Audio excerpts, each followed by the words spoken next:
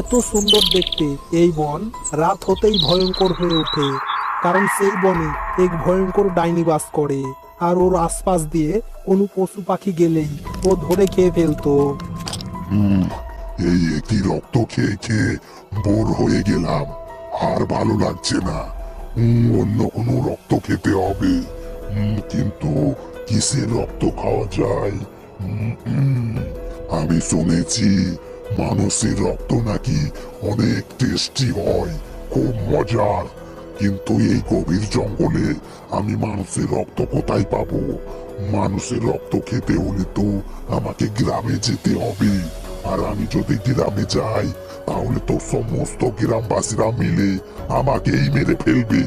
না না, আমাকে অন্য কোনো উপায় বের করতে হবে। মানুষজনকে লোভ দেখিয়ে আমার জালে ফাঁসাতে হবে। আর এদিকে গ্রামের অবস্থা অনেক খারাপ, কেউ ঠিক মতো খেতে পেত না, সবাই গরিব। আর এরই ফায়দা নিয়ে একদিন ডাইনি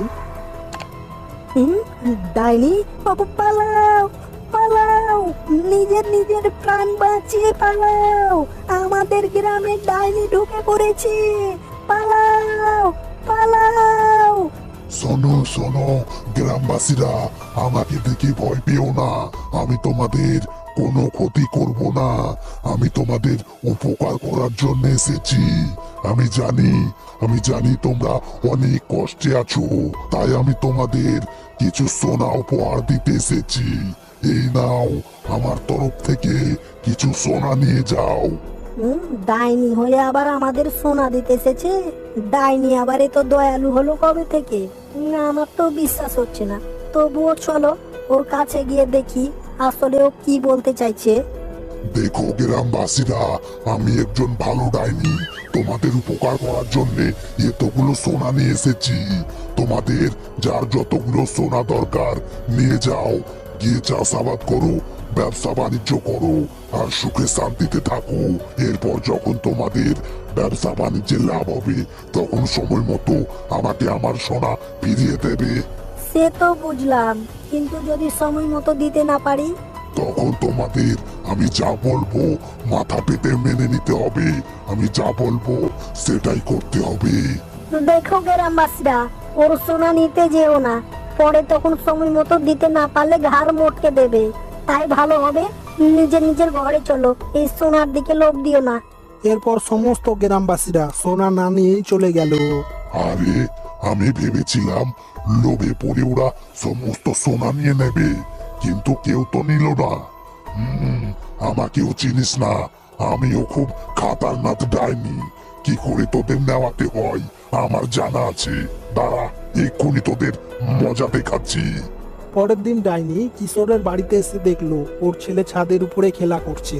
এই দেখে ডাইনি ওকে নিচে ফেলে দিল।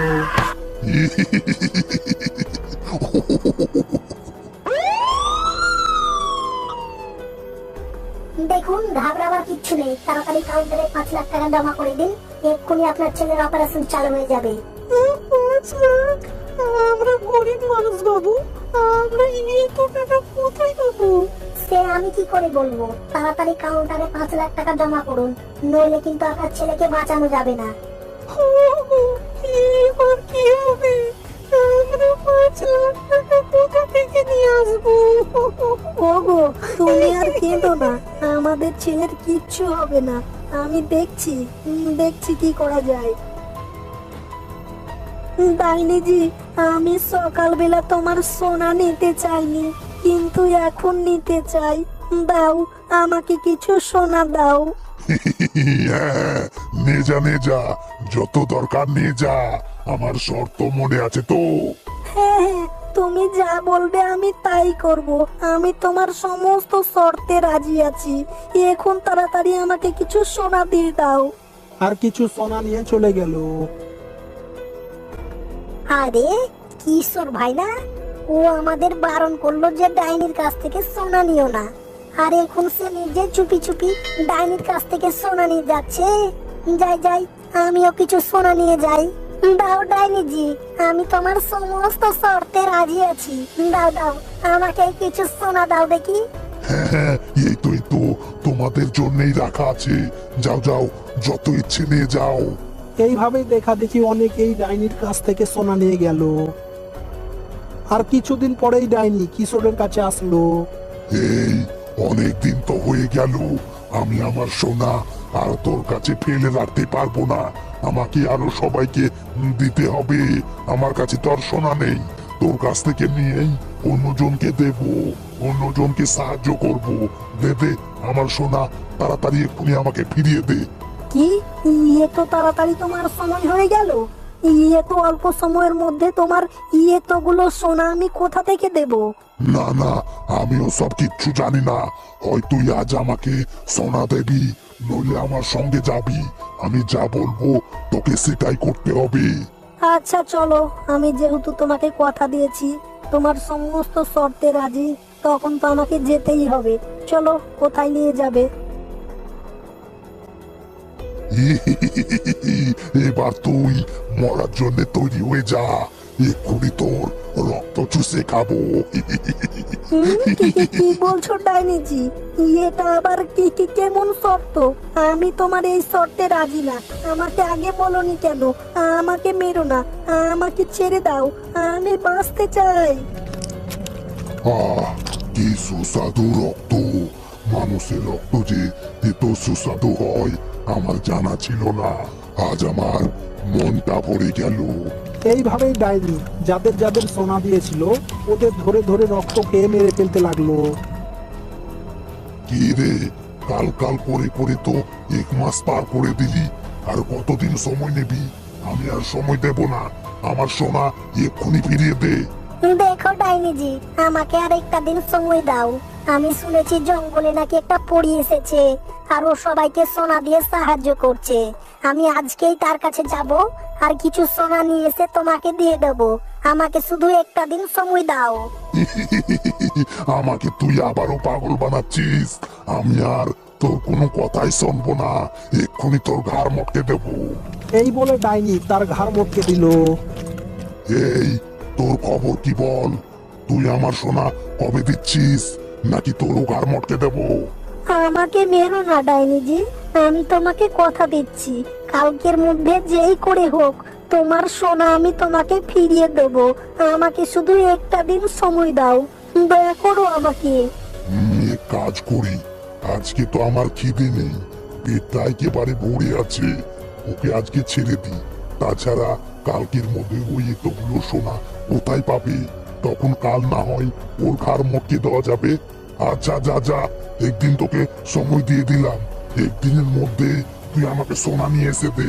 যা যা, এখন চলে যা। আর চিন্তা করতে করতে শম্ভু সেই জঙ্গলে পৌঁছে গেল। ডাইনির হাত থেকে তো কোনো রকম একদিনের জন্য বেঁচে গেলাম, কিন্তু আজকে যদি আমি সোনা না পাই, পরীর দেখা না পাই, তাহলে তো কাল আমাকে ছাড়বে না, আমার ঘাড় মটকে দেবে।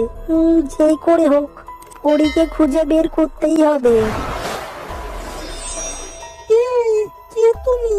এই জঙ্গলের মধ্যে কি করছো? পরীজি, তুমি এসেছো? আমার তো বিশ্বাসই হচ্ছে না, আমি তোমাকেই খুঁজছিলাম। আমি শুনেছি তুমি নাকি গরিব দুঃখী অসহায় মানুষদের সাহায্য করে থাকো, তাই আমি অনেক কষ্টে আশা নিয়ে নিজের প্রাণ বাঁচানোর জন্য তোমার কাছে এসেছি। দয়া করে আমাকে কিছু সোনা দিয়ে সাহায্য করো, যেন ডাইনির সোনা পরিশোধ করতে পারি, নইলে ও আমাকে মেরে ফেলবে। এক এক করে ও সমস্ত গ্রামবাসীদের মেরে ফেলছে, দয়া করো আমাকে। আচ্ছা ঠিক আছে, তুমি ডাইনিকে আমার কাছে পাঠিয়ে দেবে, এরপর আমি ওকে উচিত শিক্ষা দেব। তোমাকে কিচ্ছু করতে হবে না, আমি তোমাকে কিছু সোনা দিচ্ছি, শুধু এই সোনাগুলো নিয়ে ডাইনিকে দিয়ে দেবে। আর ওই এতগুলো সোনা দেখে ছুটতে ছুটতে আমার কাছে চলে আসবে, এরপর আমি ওকে মজা দেখিয়ে দেবো। আর সমস্ত সোনা ডাইনিকে গিয়ে দিয়ে দিল। আরে কি ব্যাপার, এত সোনা ও কোথায় পেল? তাহলে তো যা ব্যাপার, আজ আমাকে না খেয়ে থাকতে হবে। আচ্ছা বল দেখি, তুই এতগুলো সোনা কোথা থেকে নিয়ে আসলি? কে দিল তোকে এতগুলো সোনা? আর সমস্ত কথা শুনে ডাইনিও তাড়াতাড়ি করে সেই জঙ্গলে এসে পড়লো। ও, তাহলে এসে পড়েছো? আমি তোমার জন্য তো অপেক্ষা করছিলাম। এই, তুই এখানে এসে আমার কাজে বাধা দিচ্ছিস কেন? তুই যদি এইভাবেই গ্রামবাসীদের সাহায্য করতে থাকিস তাহলে তো আমাকে না খেয়ে মরতে হবে। তাই তুই যদি ভালো চাস তাহলে এক্ষুনি এক্ষুনি এই বন থেকে পালিয়ে যা, বলে দিচ্ছি। হ্যাঁ, অবশ্যই চলে যাব, কিন্তু আমি একা না, তোকে সঙ্গে নিয়েই যাব। এই বলে দুইজনের মধ্যে লড়াই শুরু হলো। এইভাবেই পরি গ্রামবাসীদের বাঁচাতে গিয়ে নিজের প্রাণ দিয়ে দিল। এরপর গ্রামবাসীরা ডাইনির বেঁচে থাকা সোনাগুলো নিয়ে বেশ সুখে শান্তিতে বসবাস করতে থাকলো।